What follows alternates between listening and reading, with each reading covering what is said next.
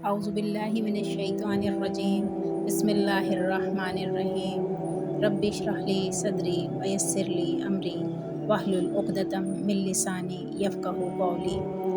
دل پاک نہیں تو پاک ہو نہیں سکتا انسان، ورنہ ابلیس کو بھی آتے تھے وضو کے فرائض بہت۔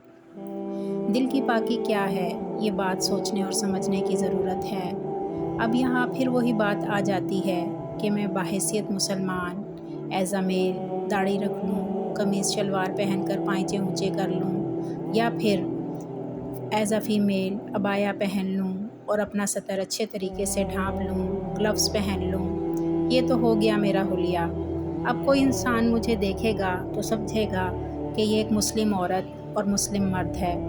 اب یہی مسلم مرد یا عورت کسی انسان کو اپنے رویے سے تکلیف دے رہا ہے تو سمجھ لو کہ وہ صرف حلیے سے مسلمان ہے، ابھی اسلام میں پورا داخل نہیں ہوا ہے۔ جبکہ دین ہمیں صرف ظاہر سے ہی نہیں بدلتا، وہ ہمیں باطن سے بھی بدل دیتا ہے۔ اس لیے اللہ تعالیٰ نے فرمایا ہے کہ عملوں کا دار و مدار نیتوں پر ہے۔ بہت سی غلطیاں جو میں اپنے معاشرے میں دیکھتی ہوں، وہ ایک عام انسان بحیثیت مسلمان وہ غلطیاں کر رہا ہے اور اسے پتہ بھی نہیں چل رہا کہ وہ حقوق العباد میں کتنی بڑی غلطیاں ہیں۔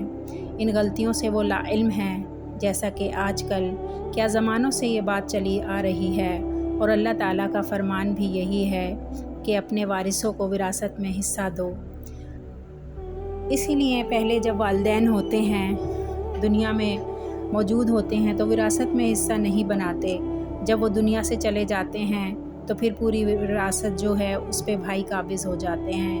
پھر وہ بھائی جو پوری وراثت میں قابض ہو جاتے ہیں وہ اپنی بہنوں کو اس کا حصہ نہیں دیتے، تو اس سے ایسے لوگوں کے ایمان کمزور ہیں۔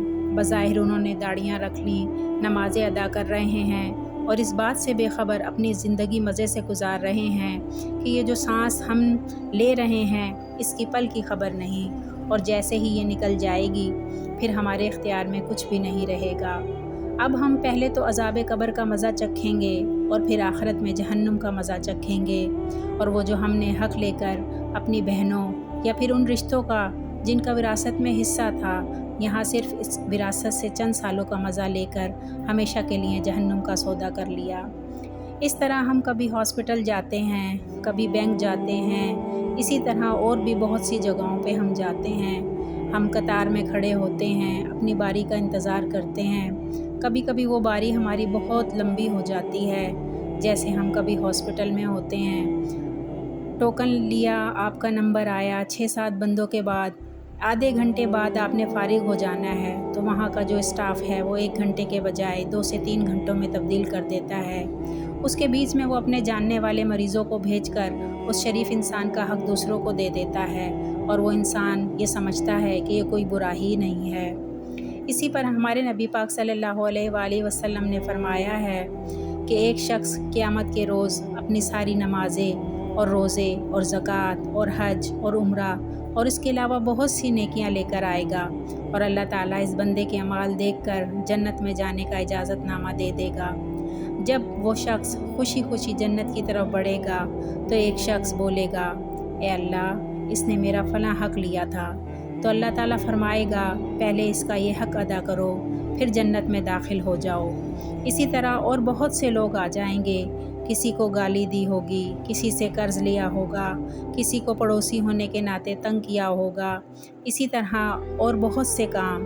اسی طرح یہ شخص جو اپنے اعمال میں نیکیوں کا انبار لے کر آیا تھا، باری باری اپنی ساری نیکیاں ان بندوں کو دیتا چلا جائے گا، اور جب وہ نیکیاں ختم ہو جائیں گی تو گناہوں کی باری آ جائے گی، تو پھر اسے ان لوگوں کے گناہ بھی اپنے سر لینے پڑ جائیں گے، اور وہ خالی ہاتھ رہ جائے گا اور جہنم کا خریدار بن جائے گا۔ اس لیے ہم جہاں کہیں بھی جس بھی حیثیت میں کام کر رہے ہیں، اس بات کا خیال کریں کہ کہیں ہم کسی کا حق تو نہیں مار رہے، اپنا احتساب کریں۔ اللہ تعالیٰ مجھے اور آپ کو صحیح معنوں میں صحیح مسلمان بننے کی توفیق دے، آمین۔ سبحانک اللہم و بحمدک، اشہد ان لا الہ الا انت، استغفرک و اتوب الیک۔ والسلام علیکم ورحمۃ اللہ وبرکاتہ۔